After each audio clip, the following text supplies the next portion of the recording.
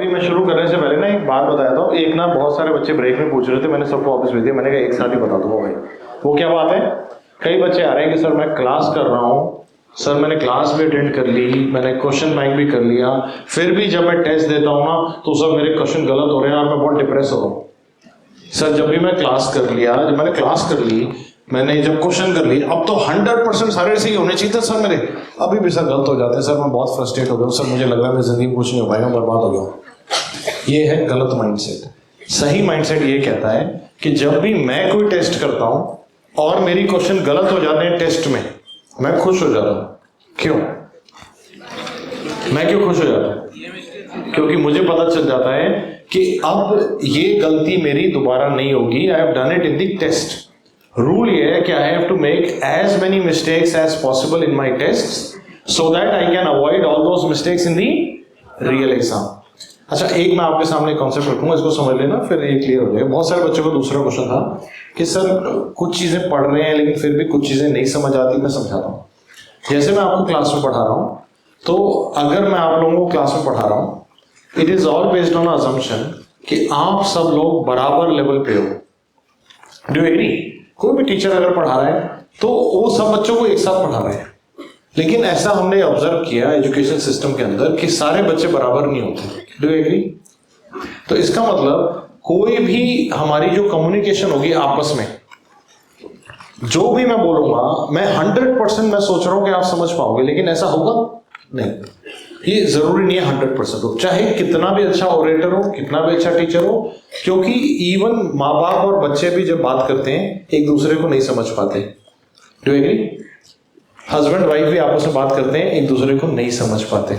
इसका मतलब human to human communication can never be 100% accurate. इंसान से जब बात कर रहा है 100% इंफॉर्मेशन नहीं ट्रांसफर हो सकती। ये लिमिटेशन है ह्यूमन कन्वर्सेशन की।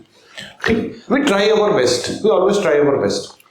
इसका मतलब सपोज करो मैं अगर आपको बना के दिखाऊं, ठीक है, लेट्स सी, मैं आपको बना के दिखाता हूं। मैंने आपको पढ़ाया ऐसे, देखो मेरे साथ ऐसे, ठीक है, समझ पा रहे हैं? Are you able to understand? ऐसे स्ट्रेट लाइन। और मैं सोच रहा हूं यही इमेज आपके भी दिमाग में बनेगी। आपके दिमाग में जो इमेज बनती है वो ऐसे होती है।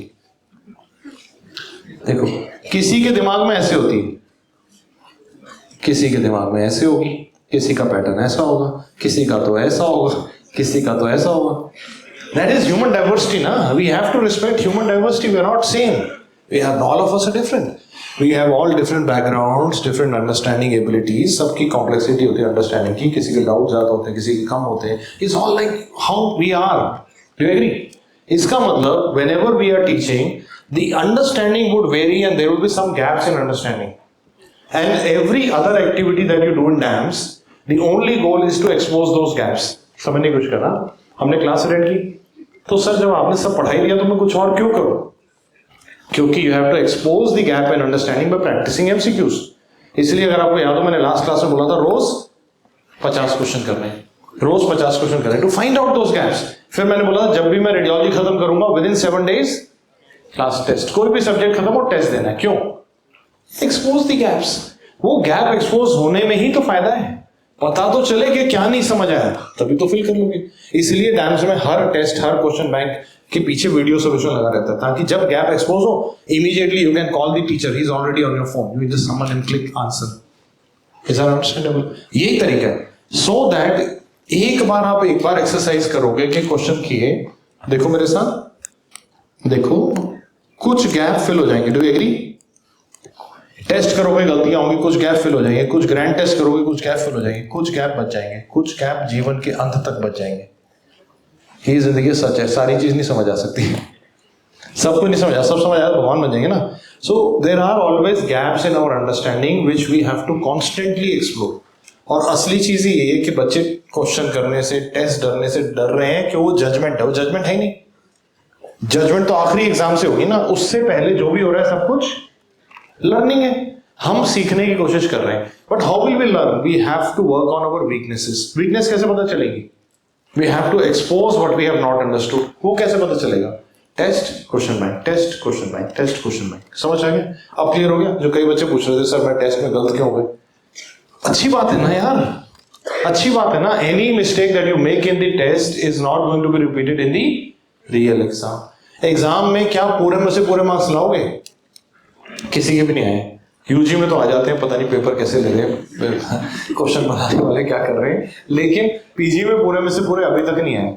हो सकता है एक दिन ऐसा है कि इतना बेकार पेपर बनाने लग जाए, मैं नहीं कह सकता, क्योंकि मैंने पहले भी आपको बताया इंडिया में कुछ भी हो सकता है, लेकिन अभी तक नहीं आए। तो यानी पूरे नहीं लाने, we just need to maximize the correct and minimize the wrongs.